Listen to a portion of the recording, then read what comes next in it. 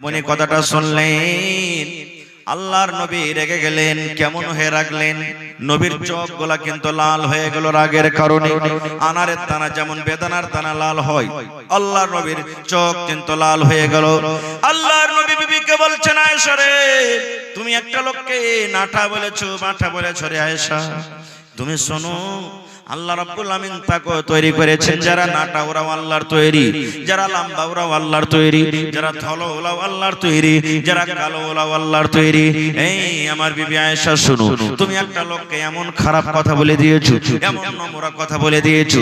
এই নাটা এবং বাঁটা কথাটা এমন খারাপ, এই কথাটাকে ধরে যদি একটা সমুদ্রে ছেড়ে দেওয়া হয়, যদি একটা নদীতে ছেড়ে দেওয়া হয়, যদি একটা পুকুরে ছেড়ে দেওয়া হয়, আল্লাহ রাসূল বললেন, আয়েশা রে, এই নাটা বাঁটা কথাটা এমন খারাপ, এমন নোংরা, এই কথাটা যদি সমুদ্রে ছেড়ে দেওয়া হয়, যেমন গোটা সমুদ্রের মনে হয় পানি দুর্গন্ধতে ভরে গেল, গোটা সমুদ্রের পানি নোংরা হয়ে গেল, দুর্গন্ধের কারণে সেই পানি মনে হয় পান করা যাবে না।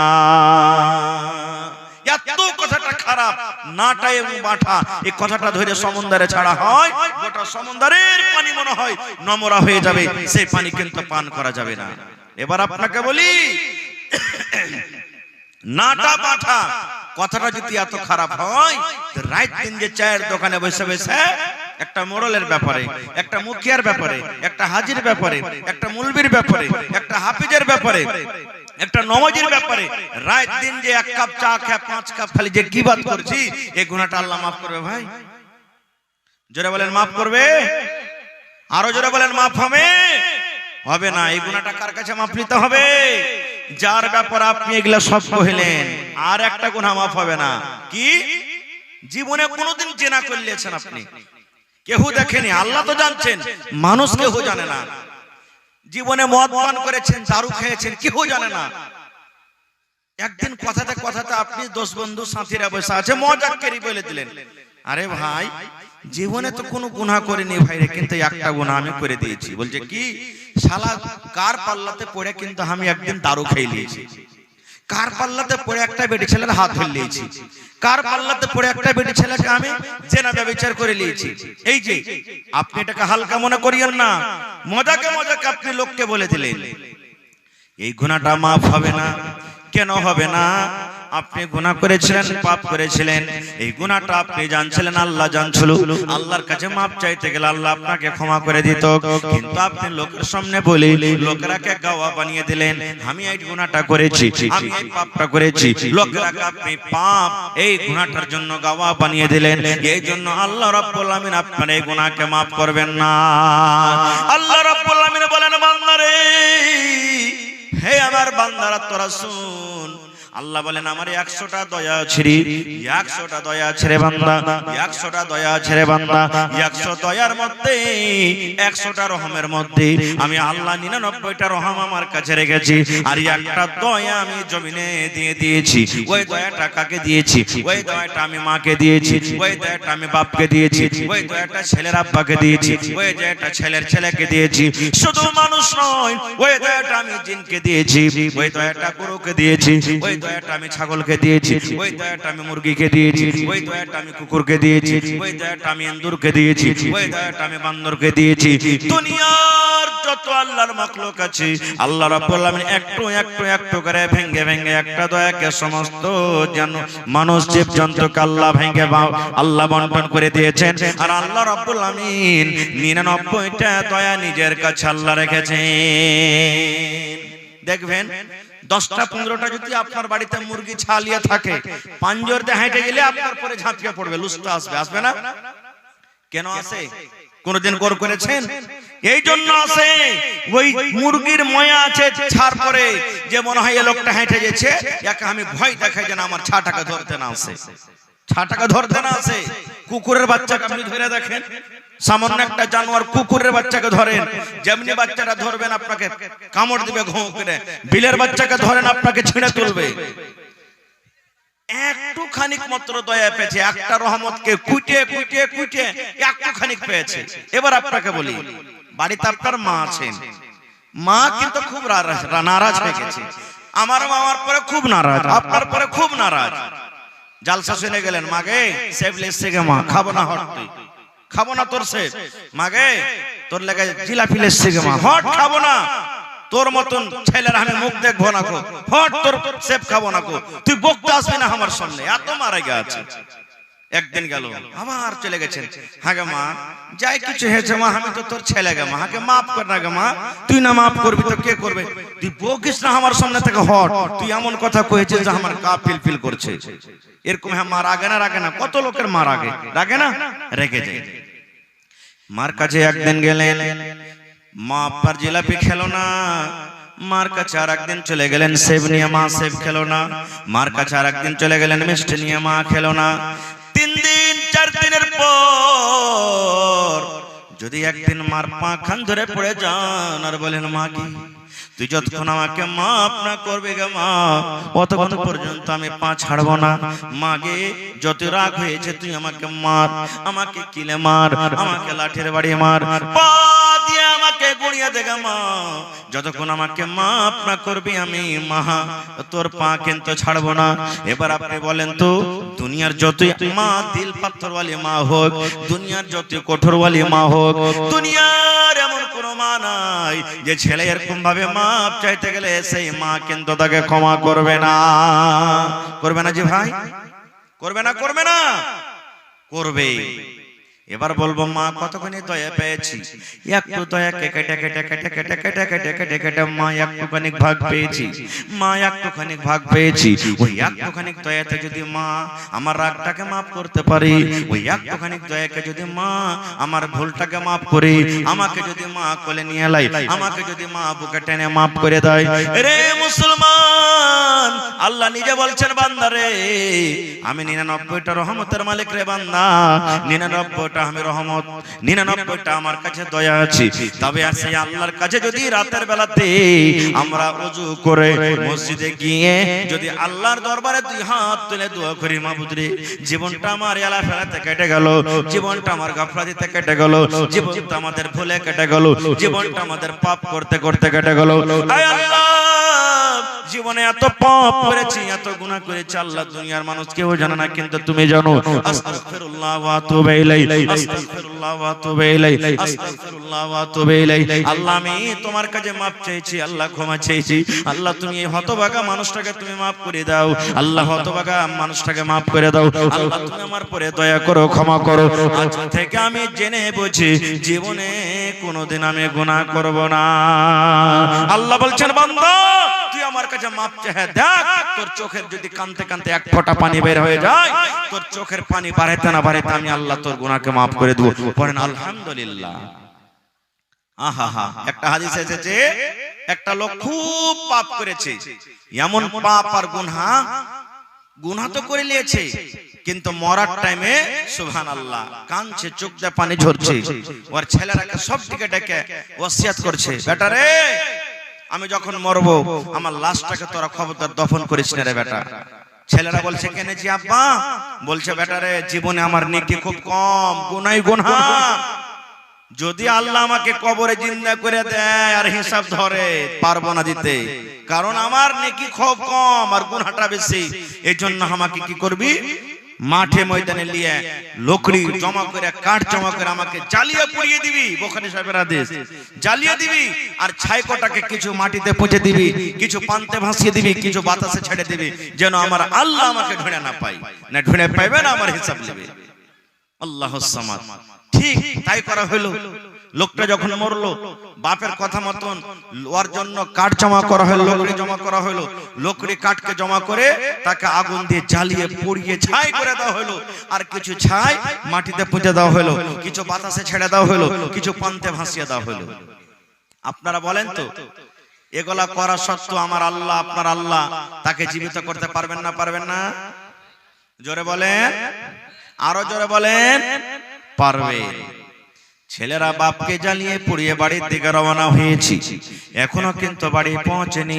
আল্লাহ রাব্বুল আলামিন আল্লাহ রাব্বুল আলামিন বাতাসকে ডাকতে বলেন, আল্লাহ পানিকে ডাকতে বলছেন, আল্লাহ জমিনকে ডাকতে বলছেন, ও আমার বাতাসী, ও মাটিরে, ও পানি শুন, আমি আল্লাহ রাব্বুল আলামিন আদেশ করি রে, এই ছেলেরা তার বেটারা যে তোর ভেতরে কিছু কিছু কিছু করে ছাই দাপন করে গেল, ওই সমস্ত ছাই আমার সামনে হাজির কর। সমস্ত ছাই হাজির হয়ে গেল। এবার আল্লাহ রাব্বুল আলামিন ছাইকে বলছেন, কোন কোন কোন এই ছাই, তুই মানুষ হয়ে যা, তুই মানুষ হয়ে যা রে, যেমন লোকটা মানুষ হলো মানুষ হয়ে যা। আল্লাহ রাব্বুল আলামিনের যেমন আদেশ, কোন মানে ফায়াকুন হয়ে গেল, সুন্দর হয়ে ঝকঝকে মানুষ হয়ে গেল। আল্লাহ রাব্বুল আলামিন এবার বলছেন, বান্দারে তুই এরকম কাজ কেনে করলি রে বান্দা, তোর ছেলেরাকে কেনে তুই জ্বালাইতে বললি রে বান্দা। সেই লোকটা কাঁদছে, চোখ দিয়ে পানি ঝরছে আর বলছে, আল্লাহ জি আমি জানি না তুমি আমাকে জিন্দা করে দিবে, আমি জানি না আল্লাহ আমি আবার হায়াত পেয়ে যাব। আল্লাহ জি আমার জীবনে খুবই গুনাহ, আল্লাহ জীবনে গুনাহ ছাড়া আমি নেকি বেশি করতে পারিনি। আমার ডর হয়েছে মরার কালে, মরার সময়তে আমার জানে ডর হয়েছে, ভয় হয়েছে, যদি আল্লাহ আমাকে জীবিত করে আমাকে প্রশ্ন করে দেয়, সওয়াল করে, আমার যদি হিসাব লয় আমি জবাব দিতে পারবো না। এই জন্য আল্লাহ তোমার ডরে, তোমার জাহান্নামের ডরে, কবরের আযাবের ডরে, আল্লাহ জি তোমার ডরে শেষের বেলাতে আমি তওবা করে আমার ছেলেরাকে এরকম কাজের আমি আদেশ করেছিলাম। আল্লাহ রাব্বুল আলামিন কত দয়াবান দেখেন, আল্লাহ রাব্বুল আলামিন কত দয়ালু দেখেন। আল্লাহ রাব্বুল আলামিন লোকটাকে বলছেন, বান্দারে যখন মরার টাইম আমাকে দেখে ভয় হয়েছে রে বান্দা, মরার সময়তে যখন আমাকে দেখে ভয় হয়েছে, আল্লাহ বলেন বান্দারে যাও যাও যাও যাও যাও, আমি আল্লাহ তোমার জীবনের গুনাহকে মাফ করে আমি আল্লাহ রাব্বুল আলামিন তোমাকে আমি জান্নাতে ঘোষণা করে দিলাম। নারে তাকবীর। হয়নি, হবে না, হতে পারে না, আমার নবীর সাথে কারো তুলনা, হয়নি, হবে না, হতে পারে না, আমার নবীর সাথে কারো তুলনা, হায়রে তুলনা তো দূরের কথা, ছায়াও মেলে না, হয়নি, হবে না, হতে পারে না, আমার নবীর সাথে কারো তুলনা, হয়নি, হবে না, হতে পারে না, আমার নবীর সাথে কারো তুলনা। সকল নবী রাসূল ছিলেন খোদার দিবানা, দু নয়নে দেখব খোদা ছিল তামান্না। আরে মর নবীকে ডেকে নিলেন, আরে মর নবীকে ডেকে নিলেন, দেখবে রব্বানা, হয়নি, হবে না, হতে পারে না, আমার নবীর সাথে কারো তুলনা, হয়নি, হবে না, হতে পারে না, আমার নবীর সাথে কারো তুলনা। ইউসুফকে দেখে যারা আঙ্গুল কেটেছি, তারা কে আমার নবীর রূপ দেখেছে, ইউসুফকে দেখে যারা আঙ্গুল কেটেছে, তারা কে আমার নবীর রূপ দেখেছে। আরে দেখতো যদি কেটে দিত, আরে দেখতো যদি কেটে দিত কলিজা খানা, হয়নি, হবে না, হতে পারে না, আমার নবীর সাথে কারো তুলনা, হয়নি, হবে না, হতে পারে না, আমার নবীর সাথে কারো তুলনা। যার শানে আল্লাহ তাআলা করলেন ঘোষণা, খোলকে আসে আমার শাহে মদিনা, যার শানে আল্লাহ তাআলা করলেন ঘোষণা, খোলকে আসে আমার শাহে মদিনা, মুসলমান নবী ছাড়া কিছুই মানে না, মুমিনে কোরআন ছাড়া কিছুই মানে না, হয়নি, হবে না, হতে পারে না, আমার নবীর সাথে কারো তুলনা, হয়নি, হবে না, হতে পারে না, আমার নবীর সাথে কারো তুলনা, হায়রে তুলনা তো দূরের কথা, ছায়াও মেলে না, হয়নি, হবে না, হতে পারে না, আমার নবীর সাথে কারো তুলনা। নারে তাকবীর। আর একটা হাদিস 12টা বাজতে আসছে, একটা বাজতে আসছে, আল্লাহর নবী সাল্লাল্লাহু আলাইহি ওয়াসাল্লাম বলেছেন, ইমরাতুন ফাহিশা, একটা বেশ্যা নারী, বেশ্যা মানে জেনা ব্যভিচার করত, ইজ্জতকে বিক্রি করত, রাস্তাতে হেঁটে চলেছে, গরমের টাইম, গরমের সময় রাস্তাতে হাঁটছেন, পিপাসা লেগে গেছে, তাকে তিরসা লেগেছে। এখন 15-20 বছর থেকে কল হয়েছে, যারা বয়স্কপ্রাপ্ত যারা বাপজি বয়স আছেন দেখেন, আগে ইন্দারাতে পানি তুলেছে, তুলেননি? ইন্দারাতে পানি তুলেছেন। এখনকার ভাইয়েরা ইন্দারা বুঝে না, যারা এই জমানার যারা মানুষ, ইন্দারা কি জিনিস, কেমন ইন্দারা হয় এরা বুঝবে না। ইন্দারাতে পানি তুলেছে। তো রাস্তা দিয়ে মহিলাটা হাঁটছে, জেনা ব্যভিচার করেছে, রাস্তা দিয়ে হাঁটছে, দেখছে তো একটা ইন্দারা, আর ইন্দারার চারি পাঁজরে একটা কুকুর জিভ ব্যবহার করে দেখ মাটি চাটছে, হেসফেস করছে খুব, কেন? পানি পান করবে বলে। কিন্তু কুকুর কি কল দাবতে পারবে ভাই? কুকুর কি ইন্দারা থেকে পানি তুলতে পারবে? পারবে না। এবারে এই মহিলাটার মধ্যে দয়া হয়ে গেল। কি দয়া? আল্লাহ, আমি একটা মানুষ, আমাকে যখন তিরসা লাগে তখন আমার মনটা কত ছটফট করে আল্লাহ পানির জন্য। আর একটা অবলাধান জানোয়ার, এই কুকুর, একে যে কত তিরসা লেগেছে, পিপাসা লেগেছে, পানি পান করবো বলে ছটফট করছে, আর মাটি চাটছে, কাদা চাটছে না। আমি কুকুরটাকে পানি খাওয়াবো। আর যদি আল্লাহ সেই বাহানাতে আমার গুনাহকে মাফ করে দেয়, জেনা করার গুনাহকে আল্লাহ মাফ করে দেয়, এই নিয়তে এবার পানি তোলার জন্য যদি পাঞ্জরে গেছে ইন্দারার, তো ভাই পানি তোলার জন্য রশিও নাই, ডোলও নেই। কি দিয়ে পানি তুলবে? বিনা রশিতে বিনা ডোলেতে পানি তোলা হবে না। আল্লাহর রাসূল বলেছেন, ওর শরীরে একটা দোপাট্টা ছিল, ওড়নি। টোনা বুঝেন আপনারা? টোনা, টোনা তো করে ভুজা খেয়েছেন না? ওই টোনা বানিয়ে দিলেও, আর টোনা বানিয়ে করে আস্তে আস্তে আস্তে কোন রকম কষ্ট করে ডুবিয়ে ডুবিয়ে ডুবিয়ে টোনাতে হালকা একটু পানি উঠেছে। আর পানি ওঠা পর এরকম ভাবে একটা পা দিয়ে সুন্দর করে একটা ছোট্ট গর্ত করে ওই পানিটাকে ঢেলে দেওয়া হয়েছে। আর কুকুরটা এসে জিভে দিয়ে চেটে চেটে চেটে, দেখবেন কুকুর অন্য ছাগল বকরি গরু ভৈষার মতন চুম করে পানি খাবে না, ও জিভে দিয়ে চেটে চেটে চেটে চেটে পানি খাবে। পানি খেয়েছে, পানি খেয়ে যখন তার জীবনটা ঠান্ডা হয়ে গেছে, আল্লাহ রাব্বুল আলামিন বলেন, আল্লাহর নবী বলেন, দুনিয়ার মানুষ রে, একটা জানিয়া মেয়ে ছেলে, বেশ্যা মেয়ে ছেলে, রান্ডি মেয়ে ছেলে কুকুরকে পানি পান করার জন্য আল্লাহ রাব্বুল আলামিন তার জীবনের জেনা ব্যভিচার করা গুনাহকে আল্লাহ মাফ করে তাকে জান্নাতে ঘোষণা করে দিলেন। কুকুরকে পানি পান করার জন্য জান্নাতে ঘোষণা করে দিলেন। এবার আপনাকে বলবো, কুকুর পাক না নাপাক জানোয়ার? একটু বলেন তো, জোরে বলেন। বিলের ঝুঁটা খাইতে যায় যাচ্ছে না নাই? জোরে বলেন। বিলাই যদি আপনার থালিতে মুখ দিয়ে দেয়, বিলাই যদি আপনার তরকারিতে মুখ দিয়ে দেয়, বিলাই যদি আপনার ভাতে মুখ দিয়ে দেয়, ওইটা ঝুঁটা পাক আছে, ওই ঝুঁটা আপনি খাইতে পারেন। কিন্তু মুসলমান, যদি কুকুরই আপনার ভাতে মুখ দিয়ে দেয়, ভাত খেতে হবে না, সবটি ভাতকে ফেলতে হবে। কুকুরে যদি রুটিতে মুখ দিয়ে দেয়, রুটি খেতে হবে না, এত নাপাক জানোয়ার, রুটিটাকে ফেলে দিতে হবে। কুকুর যদি আপনার তরকারিতে মুখ দিয়ে দেয়, সালনের হাঁড়িতে মুখ দিয়ে দেয়, গোশতের হাঁড়িতে মুখ দিয়ে দেয়, সমস্ত সালনকে আপনাকে ফেলে দিতে হবে, শুধু ফেলতে হবে না। আল্লাহ নবী বলেছেন, কুকুর এত বড় নাপাক জানোয়ার, এত বড় নাপাক জানোয়ার। কুকুর যদি বার্তানে মুখ দিয়ে দেয়, কুকুর যদি হাঁড়িতে মুখ দিয়ে দেয়, কুকুর যদি বদনাতে মুখ দিয়ে দেয়, কুকুর যদি গামলাতে মুখ দিয়ে দেয়, এত নাপাক জানোয়ার, এত নাপাক জানোয়ার। আল্লাহ রাসূল বলেছেন, উম্মত রে, যে বার্তানে কুকুর মুখ দিয়েছে, ওই বার্তানটাকে তুমি 7 বার করে তোমাকে ধুইতে হবে। এই মায়েরা খালারা মাসলা শুনলেন, 7 বার ধুইতে হবে গাম্মা। একবার আপনাকে মাটি দিয়ে ছাই দিয়ে মানতে হবে, আর 6 বার এমনি এমনি ধুইতে হবে, 7 বার আপনাকে ধুইতে হবে। এত বড় কুকুর নাপাক জানোয়ার, এরকম জানোয়ারকে যদি পানি পান করায় আল্লাহ গুনাহ মাফ করতে পারেন রে বন্ধু, তবে হাফেজে কোরআন আজকে যে সুন্দর করে কত 23 পারা কোরআন তার বুকে লাগা হলো, সুবহানাল্লাহ, তার মাথায় পাগড়ি বাঁধা হলো, লাঠি দেওয়া হলো। আজকে 100 জন হাফেজে কোরআন মাদ্রাসাতে পড়ালেখা করছে শুনতে পেলাম। সে হাফেজে কোরআন যদি আপনি খানার ব্যবস্থা করে দেন, থাকার জন্য যদি রুমের ব্যবস্থা করে দেন, নামাজ পড়ার জন্য যদি চাটাইয়ের ব্যবস্থা করে দেন, যদি তার পড়ালেখার জন্য যদি টিচারের বেতনের ব্যবস্থা করে দেন, বলেন আল্লাহ রাব্বুল আমিন আপনার জীবনের গুনাহ মাফ করবেন কি করবেন না? করবে ভাই। কুকুরকে যদি পানি পান করায় আল্লাহ জেনার গুনাহ মাফ করতে পারে বন্ধুরি, তবে হাফেজে কোরআনের জন্য, আল্লাহর কোরআনের জন্য যদি আপনি 10 টাকা, 20 টাকা, 100 টাকা, 500 টাকা দান করতে পারেন, আল্লাহ রাব্বুল আমিন সে আপনার গুনাহ মাফ করতে পারেন কি পারেন না? করবেন না? জোরে বলেন, করবেন না ভাই? করবে।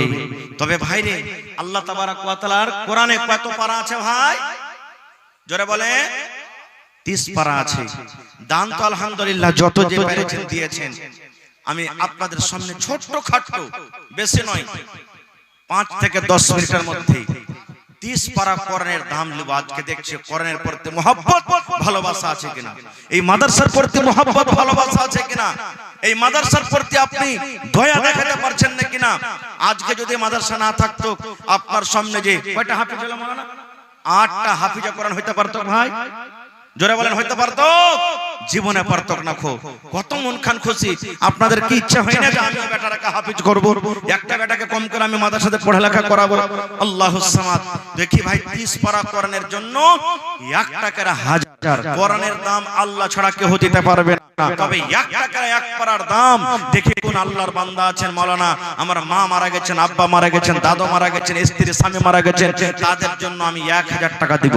যদি না পারেন 500 টাকা, যদি পারলে 10,000 টাকার টাকা যদি দেন মাওলানা, আমি 10 পারার দাম দেব 10,000, কেউ 5 পারার দাম দেব 5,000, কেউ 2 পারার দাম দেব 2,000, কেউ 1 পারার দাম দেব 1,000। শেষে না পারতে গেলে 500 টাকার টাকা আধ পারার 500 টাকার যদি টাকা দেন, তাহলে ভাই 60 জন লাগবে আল্লাহর 30 পারা কোরআনের দাম নিতে।